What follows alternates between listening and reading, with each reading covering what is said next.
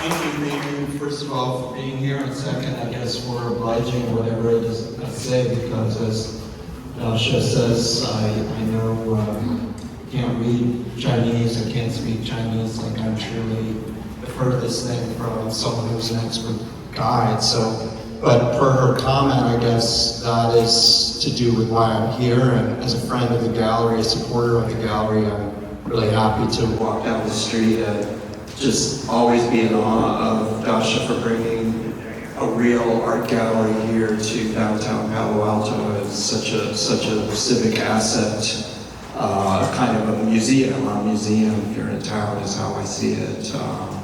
And so in that spirit, I offer the following remarks. Like, I walked into this show and just trying to be, in a way, as stupid as I can, to be as ignorant as I can, to try to not understand anything, which I guess is my first point here today, is that I think often, whether we're in a spirit of buying or just contemplating, we want to know what the meaning of work is. We want to, in a phrase, read it, whether it has calligraphy in it or not. We want to get, this is another word my students at Stanford use a lot, the message. What is the message? I don't understand what the artist is trying to say. That's another thing. And of course, all of these works, in a way, don't say anything at all. They're quite silent, which is to say that they present to us foremost an affair of the eye, of us seeing and not saying. And I guess you could also say seeing instead of knowing. And those are very interesting categories inside an art space like this, or not, in the following sense. Like, if I meet a person on the street, I might want to feel like I know them, like I want to see into them to figure out who they are, but that's not necessarily me at my most generous.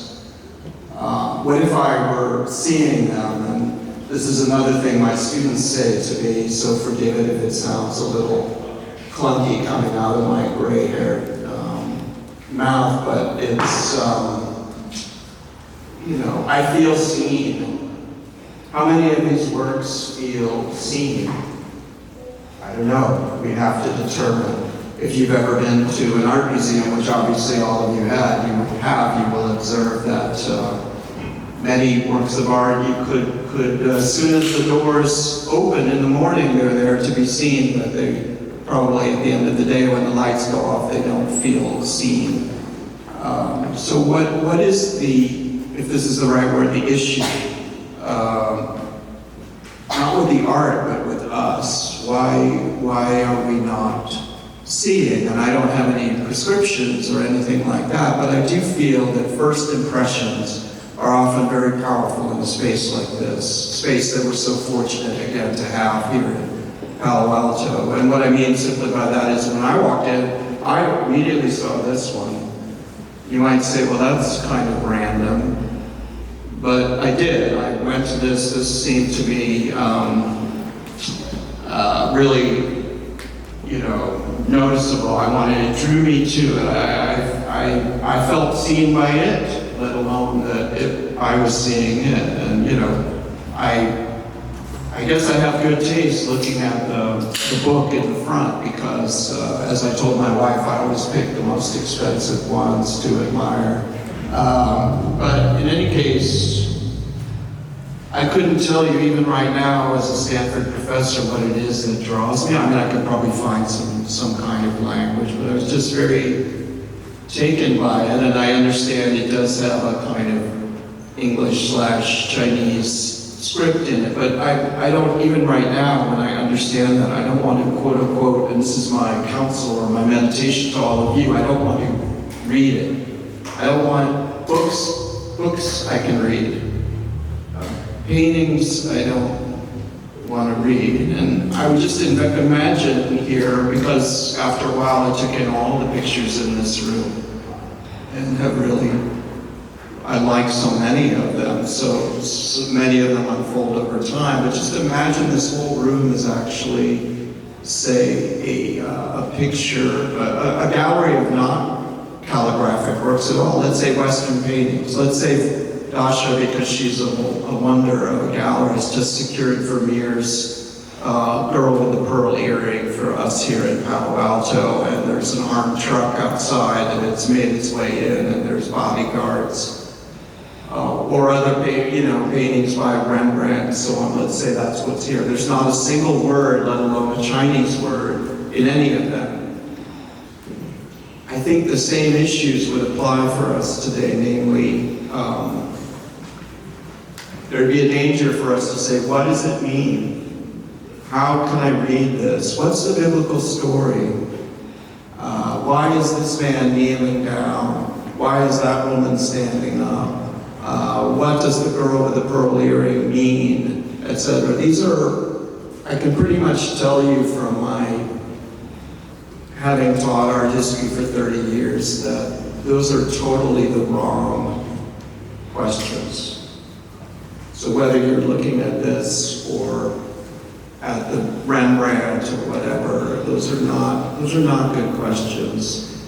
First of all, they imply, okay, got it. Figured it out. Works of art exist so that, for once, we are relieved of the responsibility, the requirement, the obligation, dare I say it, the pain of having to always be calculating, what does it mean? Is the traffic light, can I go? Is that person a friend or an enemy? Am I going to get this job? What do I have to do today? This is a space where that does not obtain. It's a little bit like a church, in a sense. It's a space of reflection. How many spaces of reflection are there in Palo Alto? Maybe none, except for this. It's hard to say. Maybe like a park with a fountain.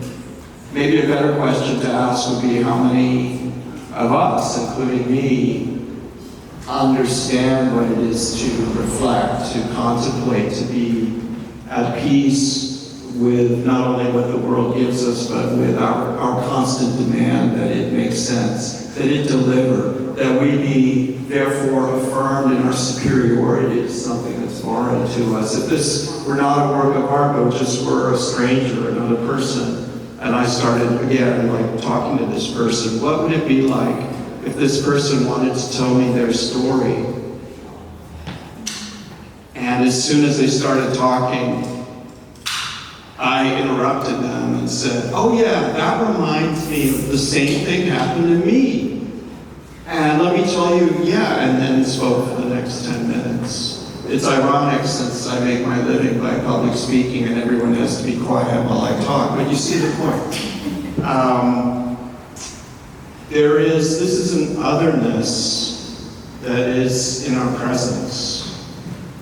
And in a way, it's bestowing us with a great honor. I could say this about any work here. It's asking of us something different. And, my more cynical-minded friends might say, well, this professor is so idealistic, you really have to take what he says with a grain of salt because this is a gallery, this is a space of commerce, come on. The really kind of nasty-minded critique in academic circles of art and commerce is that, this is there's a Sephora across the street, this is like the Sephora for really wealthy people. So if that makes me naive, then thank goodness, because our spaces of reflection come to us few and far between, and the person who owns a work has, in fact, I would say, an even more exalted responsibility in the manner of things I've been speaking about. How so? Because they're with the work every single day. They have what's called a relationship with the work. The work changes over time, but remains ever more mysteriously the same as it ever was. for the person who gets to live with it, see it every day. And I guess where I teach from and where I think you, Dasha, as a gallerist, work from is a common space of asking and wanting more from all of us, including ourselves, about how we live on this world, who we are. Is it all transactional? Is every single thing transactional?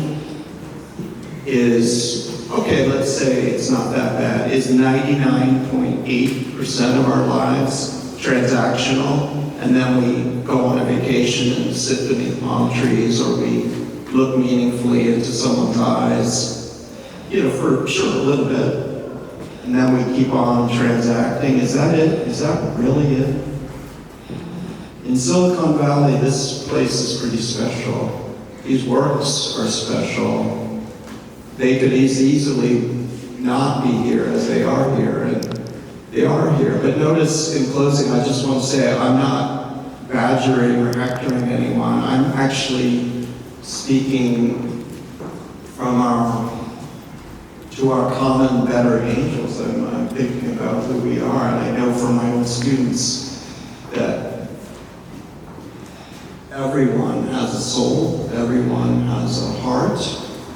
We hide it a lot, but it's the messages that we can't understand that move us, that shape us, that constitute the richest of life's rewards. And if that's a demanding realization, it's also the most beautiful one too, to be moved. I think we call it being moved. Why is it that we don't care about that? We all say we do, of course. Who would not say that? I guess actually there's a lot of people who would say that. But in this room, we would all say that, but what does it mean to be a changed person by virtue of someone you meet or some work of art you've seen in a gallery? That's a possibility that's open for all of us all the time. I feel this gallery offers this to me whenever I walk in. I'm going to stop right there, and I know we do have some time for questions, so I'm happy to not really answer them, but think with you about these questions.